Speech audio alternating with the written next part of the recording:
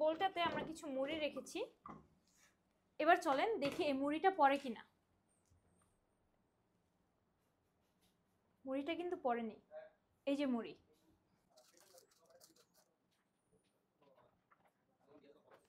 Even আমি যদি হালকা একটু কাতও করি সেক্ষেত্রেও কিন্তু বাটিটা আপনার এরকম খুব সুন্দর মতো একটা অ্যালাইনমেন্টে থাকবে।